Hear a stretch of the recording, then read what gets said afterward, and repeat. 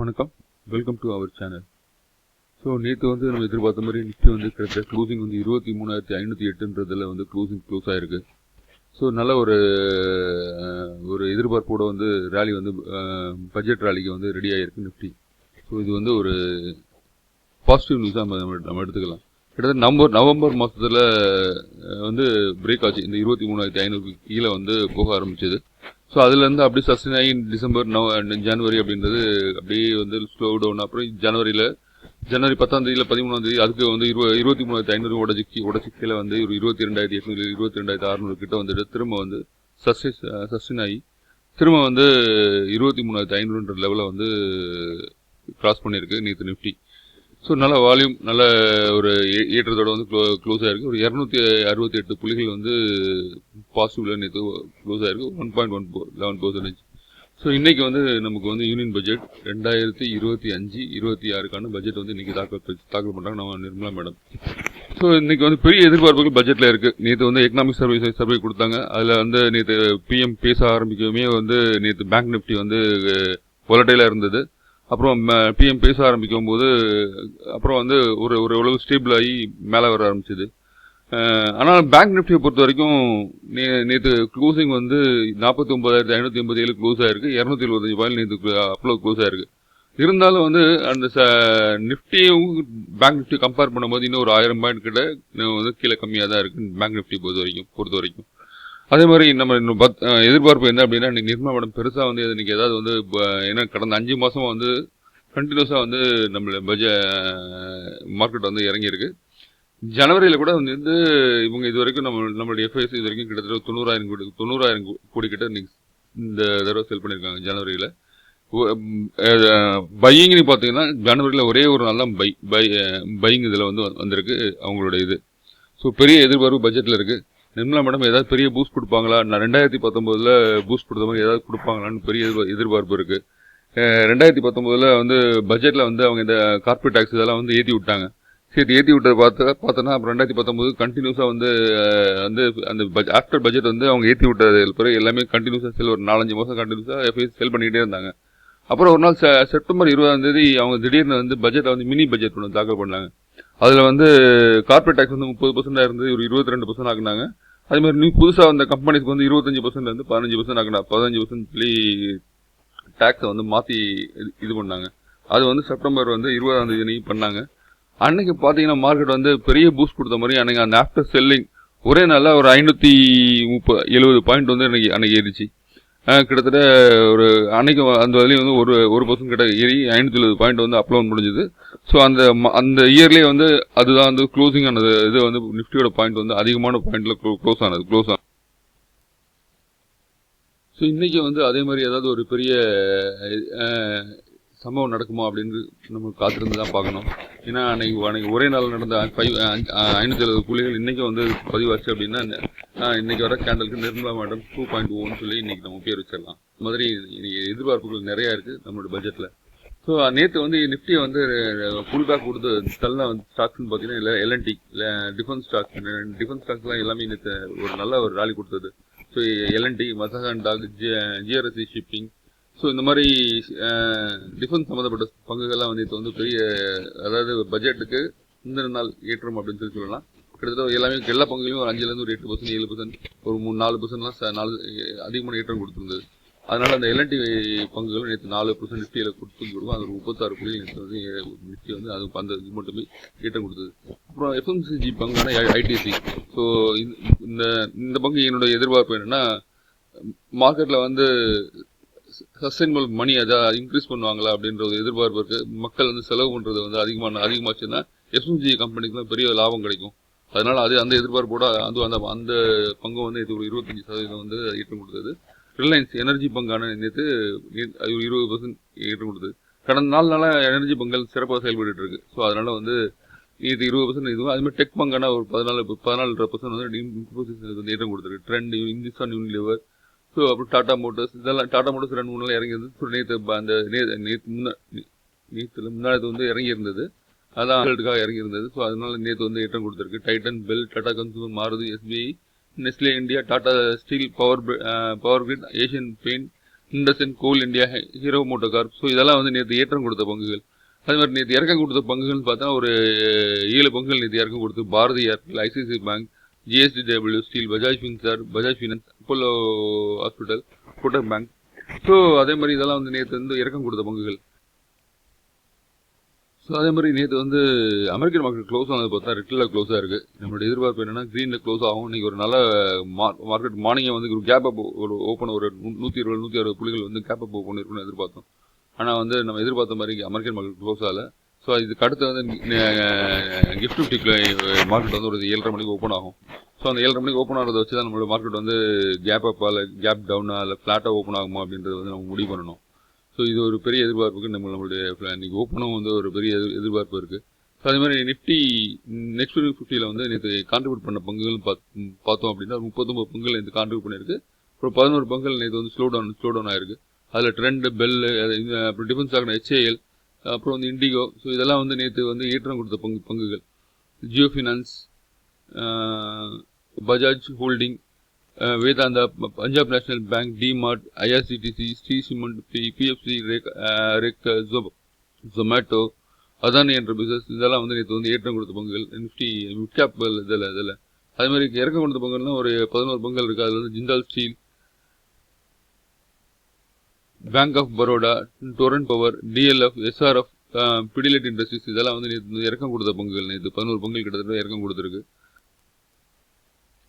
நேற்று mid cap closing வந்து நல்லா முடிஞ்சிருக்கு. 53,600 மேலே நேற்று முடிஞ்சு 53,712 க்ளோஸ் ஆயிருக்கு. அது ஒரு 1000 புள்ளிகள் கிட்ட நேற்று இருக்குது. அதே மாதிரி ஸ்மால் கேப்பும் வந்து 16,750 மேலே முடிந்தது பார்த்தா நேற்று அது 16,910 புள்ளிகள் மேலே வந்து முடிஞ்சிருக்கு.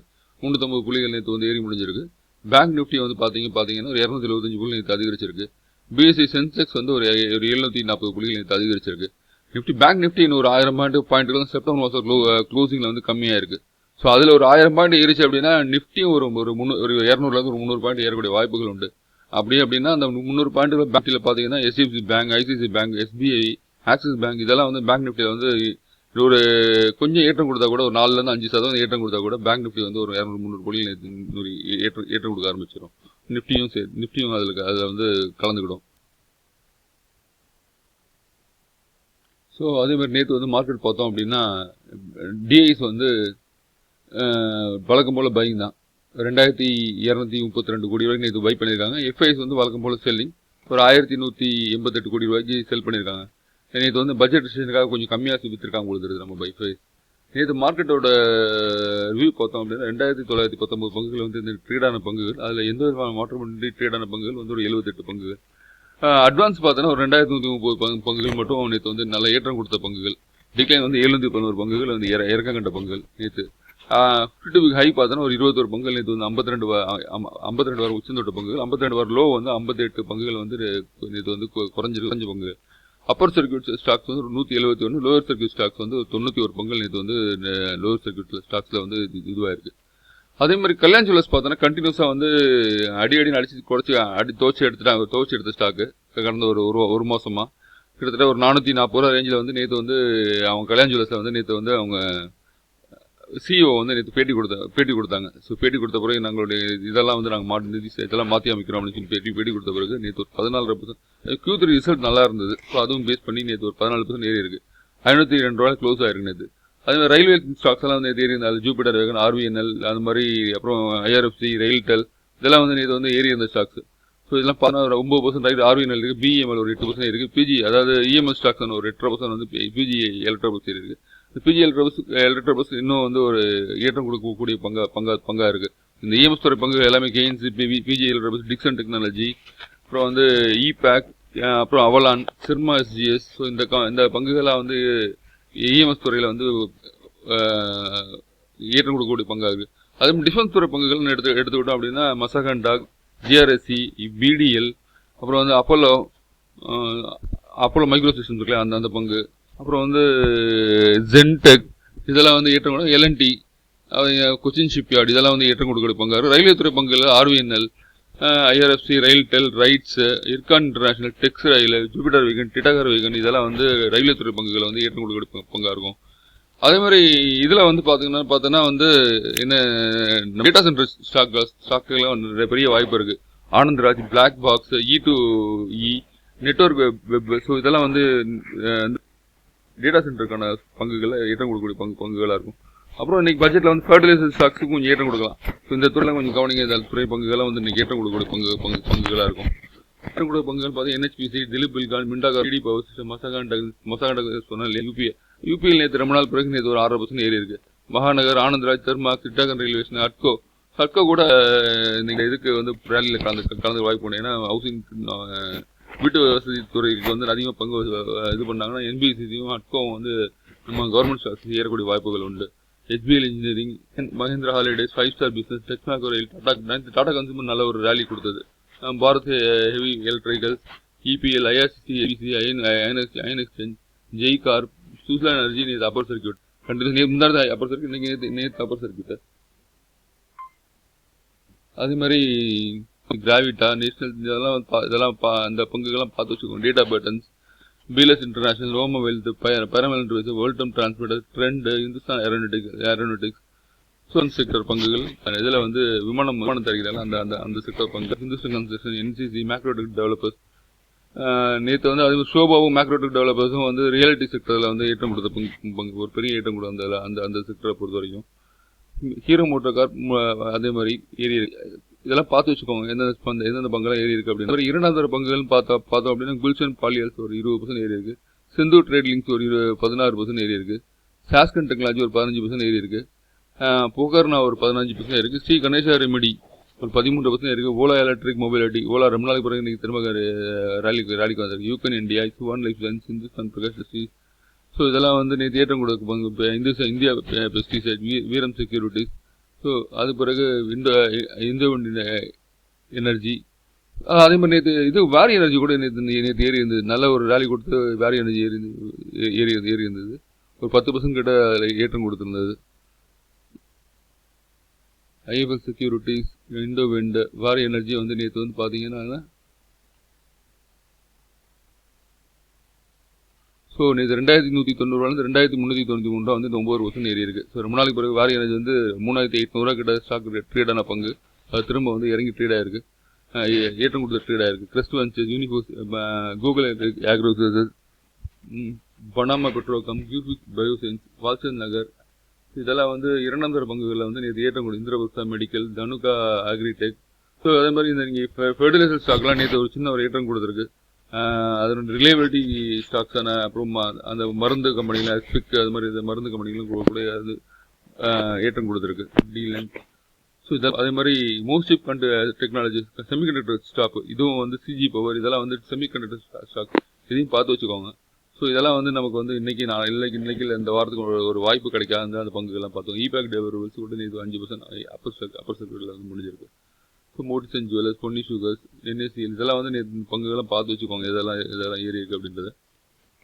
ஸோ அப்புறம் வந்து நம்ம வந்து இன்னைக்கு மார்க்கெட்டை வந்து எப்படி ஓப்பன் ஆனது எனக்கு தெரிஞ்சு கேப் அப் ஓப்பனாக இருக்கும். ஒரு 60 to 120 புள்ளிகள் அல்ல 200 புள்ளிகள் கூட இன்னைக்கு கேப் அப் ஓப்பனாக இருக்கலாம் அப்படின்னு தோணுது. ஸோ நான் வந்து நம்ம வாட்ஸ்அப் சேனலில் வந்து என்ன மாதிரி ஓப்பன் ஆகுன்றதை கன்ஃபார்ம் பண்ணிவிட்டு நான் போடுறேன். உங்களுக்கு நமக்கு இந்த வீடியோ பிடிச்சிருந்தா லைக் பண்ணுங்கள், சப்ஸ்கிரைப் பண்ணுங்கள், உங்கள் ஃப்ரெண்ட்ஸோட ஷேர் பண்ணுங்கள். அதே மாதிரி வாட்ஸ்அப்பில் நம்ம இந்த வீடியோக்கு கீழே லிங்க் இருக்குது. யாராவது வாட்ஸ்அப்பில் ஜாயின் பண்ணணும் அப்படின்றவங்க வீடியோக்குள்ள கீழே லிங்கில் வந்து வாட்ஸ்அப் ஜாயின் பண்ணிக்கோங்க. கண்டிப்பாக வந்து ரொம்பலாம் வராது. முக்கியமான மார்க்கெட் நியூஸ் என்ன வந்து மார்க்கெட்டில் நடக்கின்றது மட்டும் நியூஸஸ் ப்ளஸ் வந்து மார்க்கெட் ஆக்டிவிட்டிஸ் என்ன எப்படி இருக்குது அப்படின்றது மட்டும் நம்ம வாட்ஸ்அப் சேனலில் இடத்துல வரும், குரூப்பில் வரும். Okay, thank you. இன்னைக்கு மார்க்கெட் வந்து ஏறக்கூடிய வாய்ப்புகள் உண்டு. மார்க்கெட் வந்து நிறைய எதிர்பார்ப்புகளோட மார்க்கெட் இன்னைக்கு காலையில் துவங்க போகுது.